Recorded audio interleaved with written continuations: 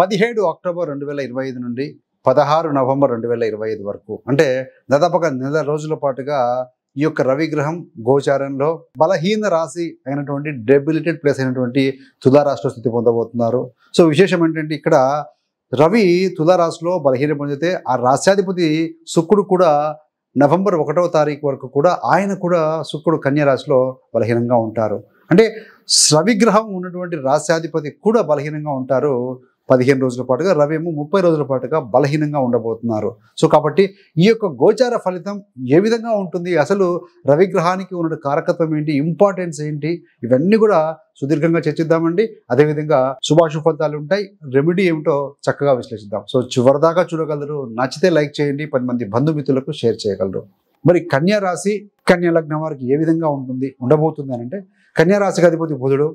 కన్యా రాశిలో ఉత్తర 2, 3, 4 పాదాలు, హస్త 4 పాదాలు, చిత్త 1, 2 పాదాలు, మొత్తం 9 నక్షత్ర పాదాలు ఉంటాయి కదా. సో వీరందరికీ కూడా మనం చెప్పుకోబోయే యొక్క సూర్య గోచార ఫలితాలు వర్తిస్తాయండి. సో మనకి ఎక్కడ సూర్య భగవానుడు అంటే రవి గ్రహం గోచారంలో ముందుకు వెళ్తున్నారా అంటే 2వ స్థానంలో.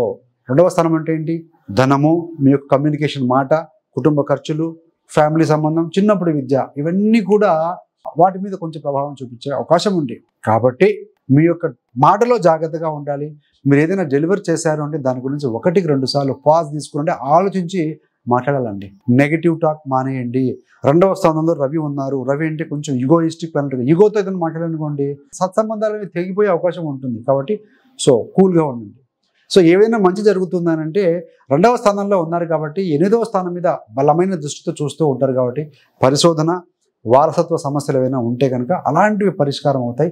మీకు ఏదైనా ఇన్సూరెన్స్ బెనిఫిట్స్ రావాలనుకోండి, అలాంటివి కూడా వచ్చి తీరే అవకాశం ఉంటుంది. లాంగ్ పెండింగ్ ఇష్యూస్ కూడా సాల్వ్ అవుతాయని చెప్పవచ్చు. కొంతమందికి శత్రువుల యొక్క సహకారం కూడా లభించవచ్చు అండి. ఉదాహరణ తీసుకుంటే ఒక వ్యక్తి, ఒక జాతకుడు లేదా జాతకురాలకి ఫ్యామిలీలో కొంత ఫ్యామిలీ మెంబర్స్తో కొంత డిప్రెషన్ ఉంది, పెట్టుబడిలో లాస్ వచ్చినా కూడా రీసెర్చ్లో బ్రేక్ త్రూ అవుతారు వాళ్ళు. అదేవిధంగా అనుకోకుండా శత్రువు కూడా మీకు సహాయం చేసే అవకాశం కూడా కనబడుతూ ఉంటుంది. ఈ రకంగా కన్యా రాశి వారికి ఫలితాలు వారికి ఉంటాయండి.